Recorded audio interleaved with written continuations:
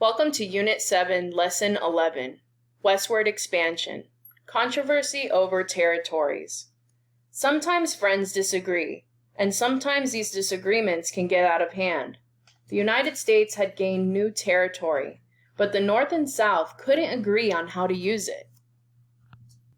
The Compromise of 1850. As the middle of the 19th century approached, slavery had become too divisive, or a cause of conflict, for political leaders to ignore any longer. One of the major issues they debated was whether slaveholding should be allowed in the new territories and any new states carved from them. The Missouri Compromise had temporarily settled the issue in 1820. However, the nation once again split over the debate about the expansion of slavery into newly created Western territories and states, especially after the Mexican-American War and the discovery of gold in California. In the run-up to the presidential election of 1848, people hotly argued over the future of the new Western territories. Disappointed in the position taken by their parties' presidential candidates, anti-slavery Whigs and a few anti-slavery Democrats joined together to create the Free Soil Party, which was dedicated to keeping slavery out of the new territories and states. In 1849, a national crisis erupted when California applied for statehood as a free state. For most of the period after the Missouri Compromise, the United States had been evenly split between free states and slave states.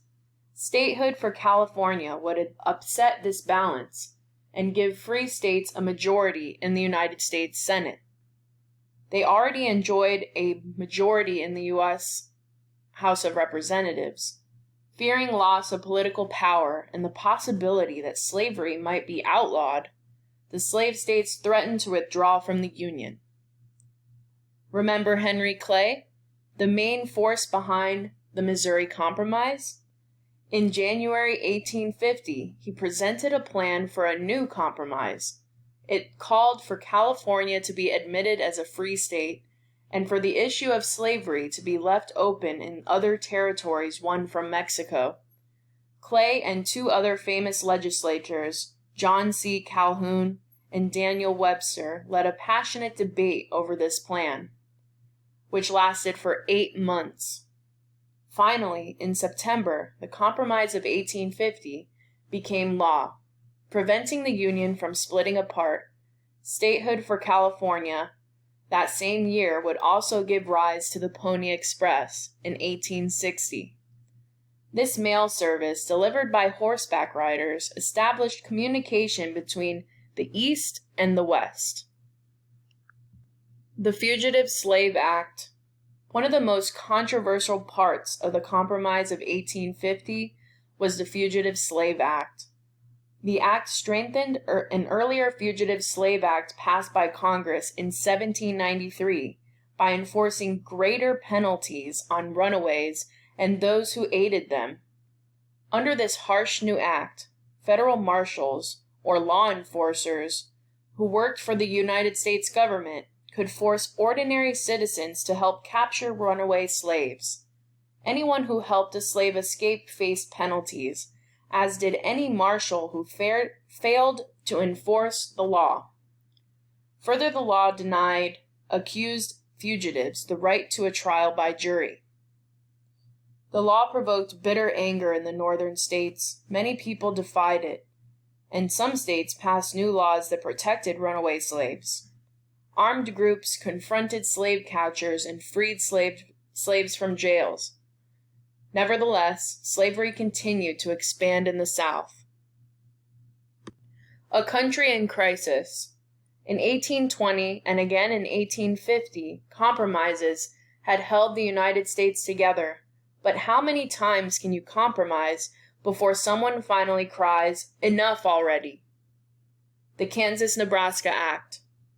The discovery of gold in California in 1848 had increased interest in building a railroad to the Pacific coast. Stephen A. Douglas, a senator from Illinois, lobbied for the railroad to run through his state. He proposed a route stretching from Illinois city of Chicago west to San Francisco, California. However, there were problems with this route. Before a railroad could cross the territory west of Minnesota, Iowa, and Missouri, the territory would have to be organized into new states. But the Missouri Compromise had banned slavery in this area. The prospect of new free states infuriated or enraged Southerners and once again threatened the country's unity. Douglas introduced a bill that dealt with these issues. It called for a territory to be split into two smaller territories called Kansas and Nebraska, which could then become states. It also called for a repeal of the Missouri Compromise, which would end the long-standing ban on slavery in the North. The bill, however, did not dictate whether slavery would actually be permitted in the new states. It left the decision to the people. This approach is called popular sovereignty and allows residents to decide an issue by voting. Despite strong opposition, Douglas managed to push the bill through Congress. It was signed into law in May 1854 as the Kansas-Nebraska Act. Bleeding Kansas. Douglas predicted that the Kansas-Nebraska Act would impart peace to the country and stability to the Union. Instead, Kansas became a battleground in the slavery conflict. Anti-slavery Free Soilers, or members of the Free Soil Party in the North, organized like-minded groups of people to settle in the new territory and vote against slavery there. Free Soilers hoped that by populating Kansas with people who felt as they did, they could ensure that this territory would become a free state. But Southerners were just as determined to make Kansas a slave state.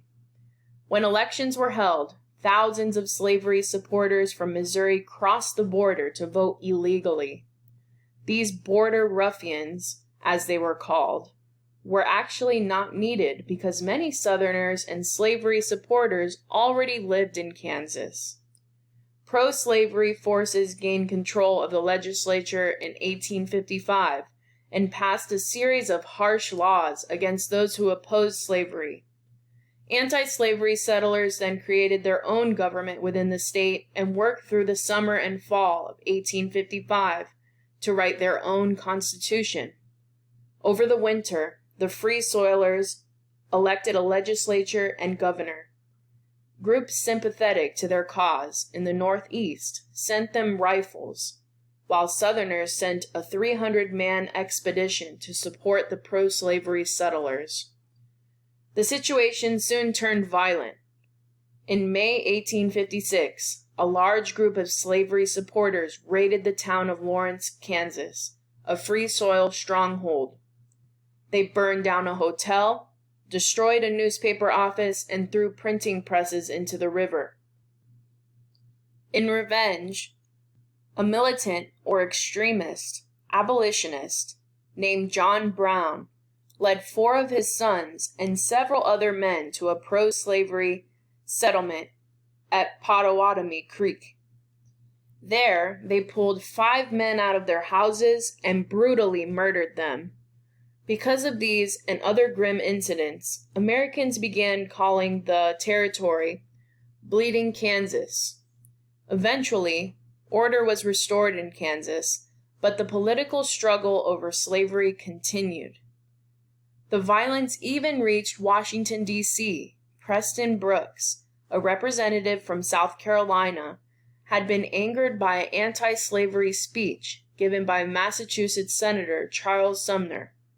When Brooks entered the Senate chamber, he severely beat Sumner with a cane. Soon, the split in the country over slavery would reach the Supreme Court. The Republican Party.